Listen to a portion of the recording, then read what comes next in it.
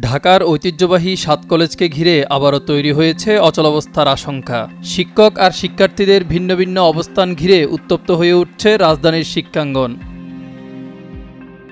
৭ কলেজের শিক্ষকরা দাবি করছেন ১.৫ লাখ শিক্ষার্থীর পড়ালেখার সুযোগ যেন সংকুচিত না হয়। শিক্ষকরা মনে করছেন শিক্ষার্থীদের পড়ালেখার সুযোগ সীমিত না করে সবগুলো কলেজকে একটি প্রতিষ্ঠানের অধীনে চালু রাখা উচিত। এতে শিক্ষার প্রসার ঘটবে এবং নারী শিক্ষার জন্য আরও বেশি সুযোগ তৈরি হবে। ঢাকা সেন্ট্রাল ইউনিভার্সিটি প্রতিষ্ঠা করা হলে শিক্ষা ক্যাডারের ১৪০০ শিক্ষক অনিশ্চয়তায় পড়বেন। একই সাথে শিক্ষার্থীদের স্বল্প খরচে মানসম্মত উচ্চশিক্ষার সুযোগও কমে আসবে বলে মনে করেন শিক্ষকরা। শিক্ষকরা বলেন, জাতীয় শিক্ষানীতি ২০১০ অনুযায়ী উচ্চশিক্ষা সম্প্রসারণ, গবেষণা শক্তিশালীকরণ এবং অবকাঠামো উন্নয়নের কথা বলা হলেও প্রস্তাবিত নতুন কাঠামো তার সম্পূর্ণ বিপরীত। তারা আরও বলছেন, কবি নজরুল কলেজ বা ইডেন মহিলা কলেজের মতো প্রতিষ্ঠান সীমিত হয়ে গেলে নারী শিক্ষা বাধাগ্রস্ত হতে পারে।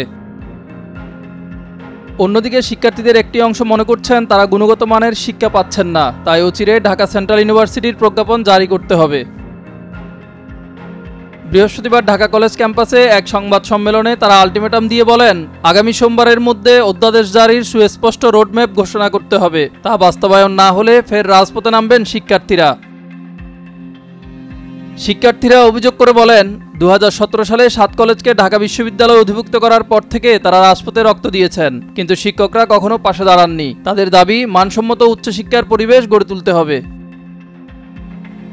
গত ২৬শে মার্চ সরকার ৭ কলেজকে ঢাকা বিশ্ববিদ্যালয় থেকে আলাদা করে নতুন বিশ্ববিদ্যালয় গঠনের ঘোষণা দেয়। ইউজিসি প্রস্তাবিত নতুন নাম দিয়েছে ঢাকা সেন্ট্রাল ইউনিভার্সিটি। এই তালিকায় আছে ঢাকা কলেজ, ইডেন মহিলা কলেজ, বেগম বদরুন্নেসা সরকারি মহিলা কলেজ, শহীদ সোহরাওয়ার্দী কলেজ, কবি নজরুল সরকারি কলেজ, মিরপুর বাংলা কলেজ এবং সরকারি তিতুমির কলেজ।